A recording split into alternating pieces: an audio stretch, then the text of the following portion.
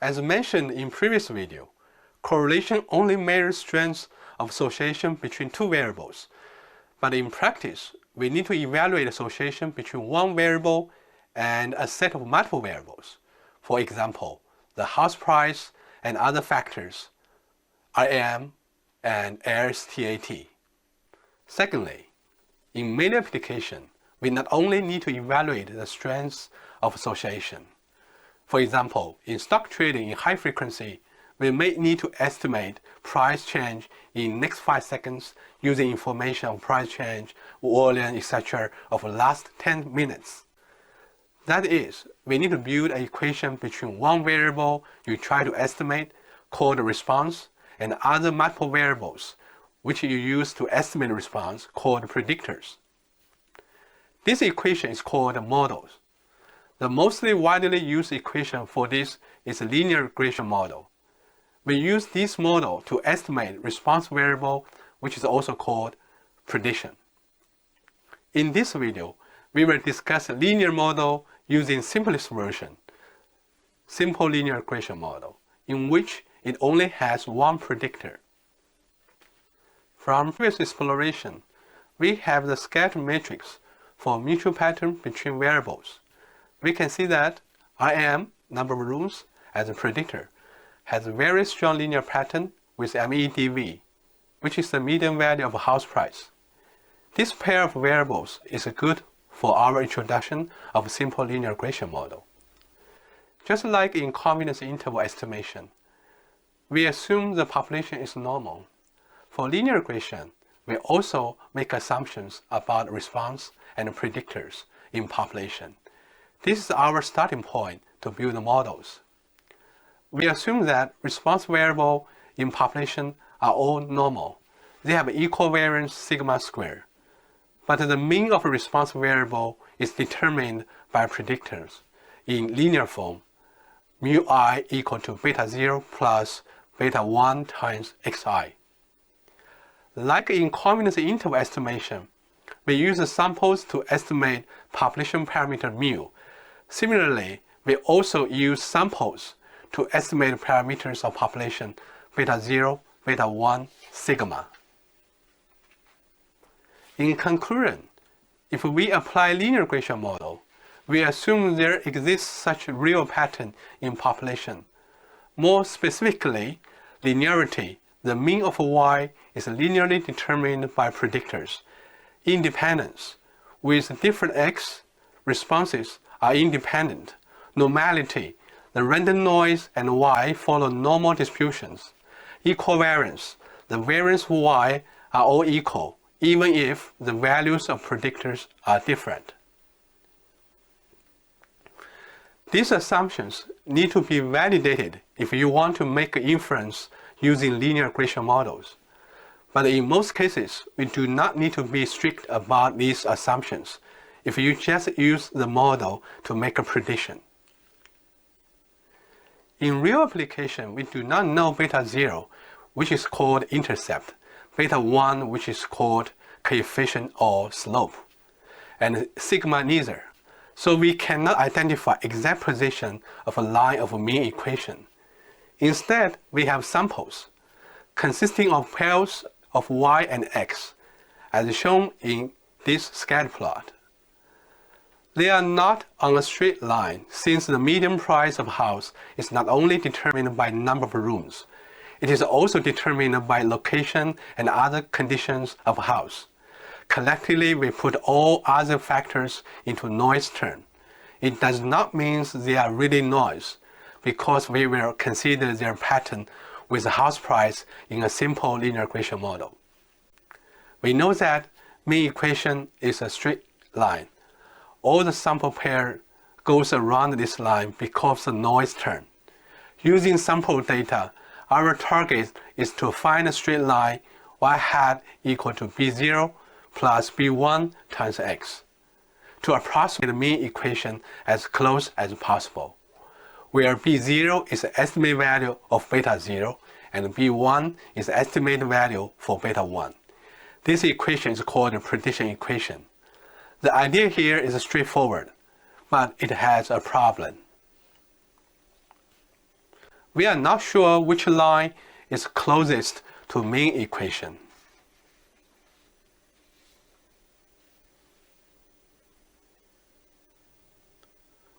Since we do not know the location of real main equation, hence we have to predict with other standard. Suppose we find a line with b0 equal to 1 and b1 equal to 2. We can build a prediction equation using Python. This prediction equation is our guess of main equation.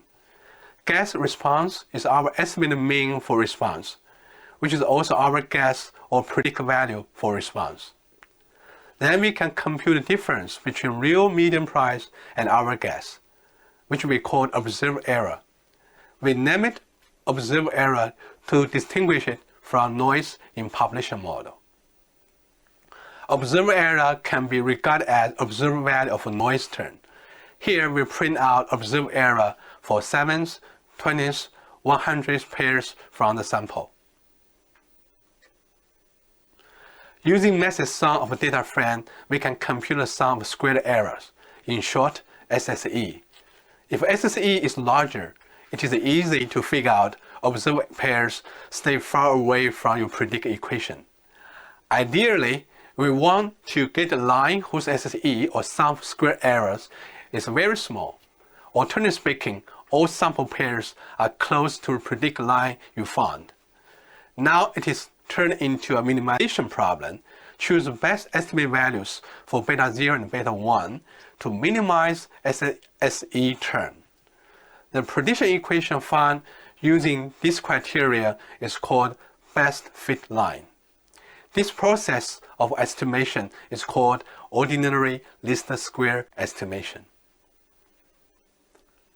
With mathematical computation, there exist explicit formulas for B0 and B1. From formula of B1, which is the estimate value for the slope of the model, the denominator is a measure of variation of predictor. The numerator is to measure the association between x and y. The ratio clearly is to measure sensitivity of a change of response with respect to the change of predictor. To estimate models, we have statistical package, stats models. We use method fit of the module OLS of stats models. Here, OLS stands for ordinary least square estimation. The parameter data gives the names of data frame of a sample. The parameter formula tells which columns of data frame are response or predictors. We can get estimated coefficients B0, B1 using feature parents of model. Finally, we can compute predict value using prediction equation. We can plot best fit line along with sample data and our initial guess.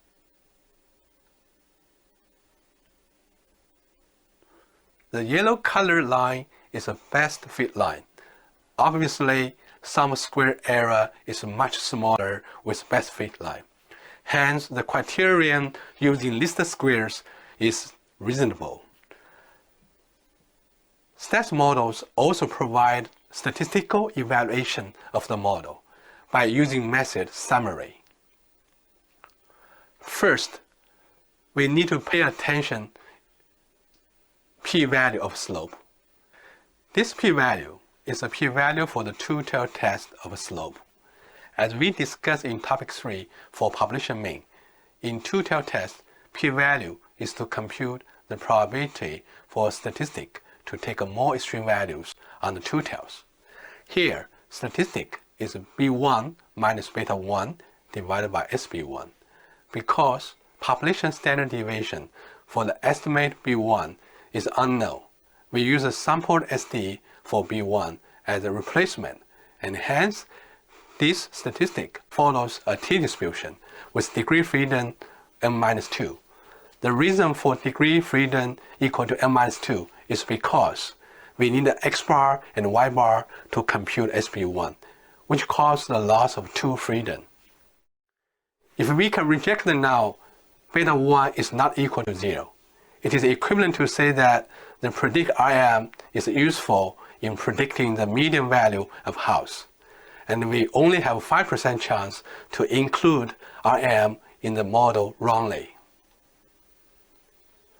Second, we can get a confidence interval for the slope. By default, confidence level is 95%. 95% confidence interval for the slope is 8.27 and 9.925. This interval is located on the positive side of real line. Hence, the slope is positive with high chance, which is consistent with correlation and the scatter plot of our data. Finally, we need to pay attention to R-squared from the output of summary. R-squared is an important measure of performance of the model. First, we will compute the variation of y without model, which is a sum of square deviation of observed y from the mean of y. We denote it as SST. Then we can compute the sum of square deviation of predicted y from the mean of y. This is a part of variation of response that can be explained by the model, which we denote as SSR. If SSR is larger, the difference between our prediction and the mean of y is larger. It means that our prediction is significantly different from the mean of a response, which is the estimated value of a response without a model. There is another variation, SSE, we mentioned in ordinary least square, which is a sum of a square error. It is a variation of a response that cannot be explained by the model or predictor. With a mathematical calculation, this equation holds true. We want a good model in the sense that most of the changes of our target or response variable can be explained by our model. In other words, we hope SSE, the variation unexplained, can be relatively smaller. In simple linear regression, we use R-squared to measure the percentage of explained variation. In our model for median price, R-squared is equal to 0.484. It means that about 48.4% of variation of MEDV can be explained by our model. Some may ask, is R-squared equal to 48% too low, and the model derived is not a good model? We will discuss it in more detail later. Here, please notice two facts.